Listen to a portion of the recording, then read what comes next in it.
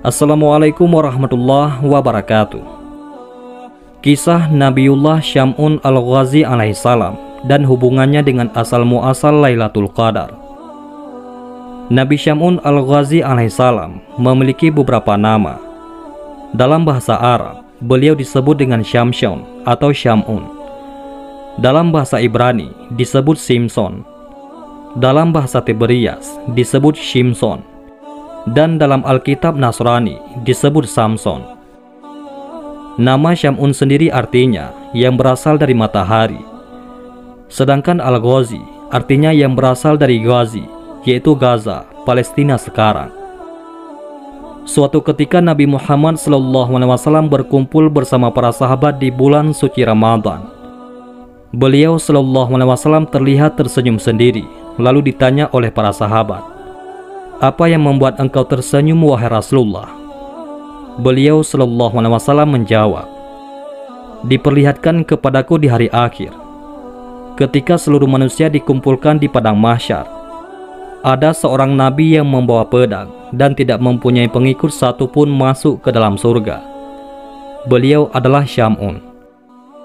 Ketika Rasulullah SAW bercerita tentang seorang nabi bernama Syam'un al-Ghazi alaihissalam, beliau adalah nabi yang berasal dari Bani Israel yang diutus di tanah Romawi. Nabi Syam'un al-Ghazi alaihissalam berperang melawan bangsa yang menentang ketuhanan Allah Subhanahu wa Ta'ala.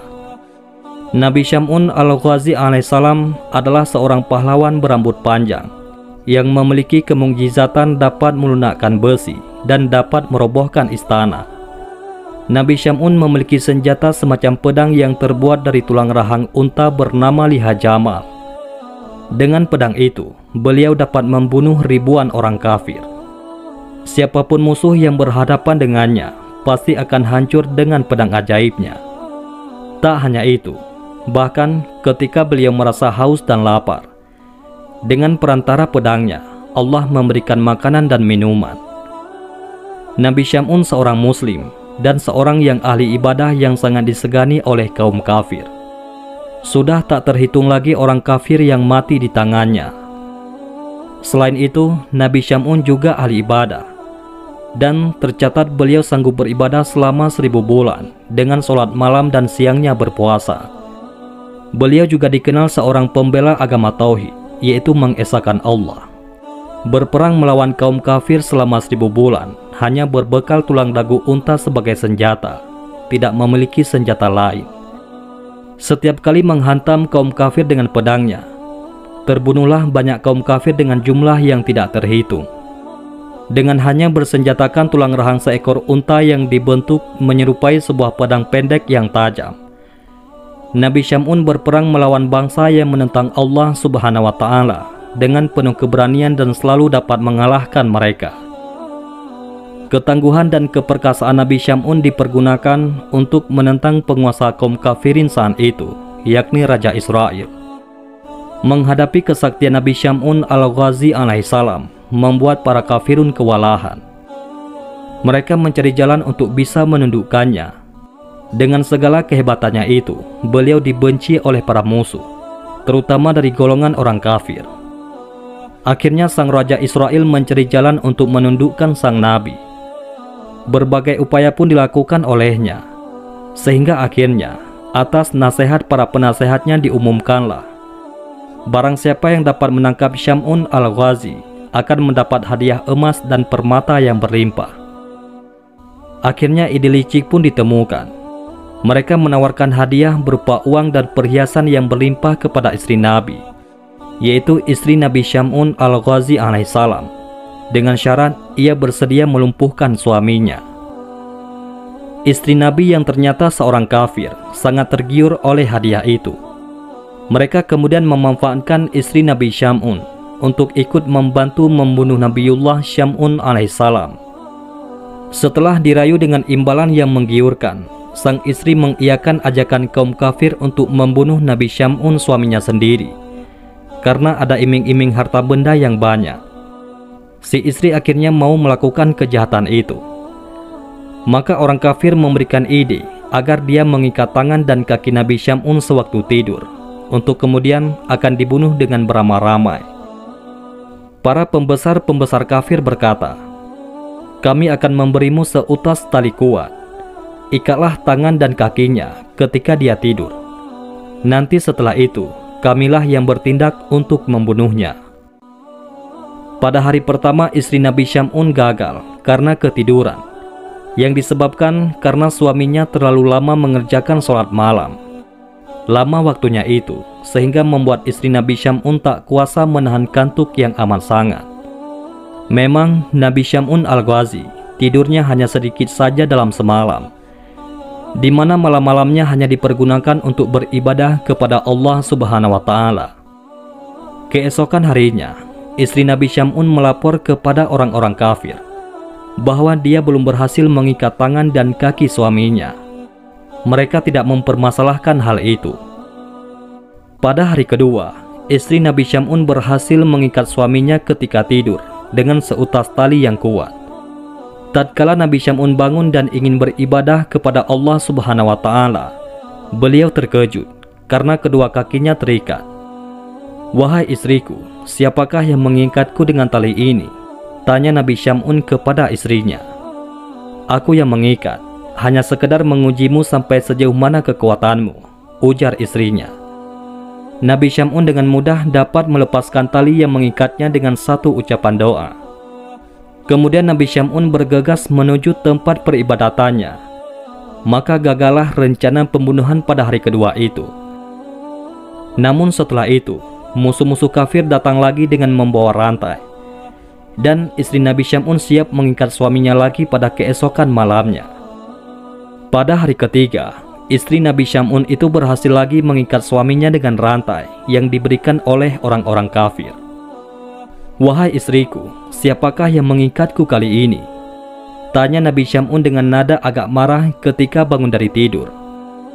"Aku yang mengikatnya, sekedar untuk mengujimu," jawab istrinya. Namun, sekali hentakan, Nabi Syam'un dapat menghancurkan rantai tersebut. Lalu Nabi Syam'un segera menarik tangannya dan memotong rantai itu. Kemudian istrinya pun segera membujuk suaminya agar mau menceritakan rahasia kekuatan tubuh yang dimiliki suaminya.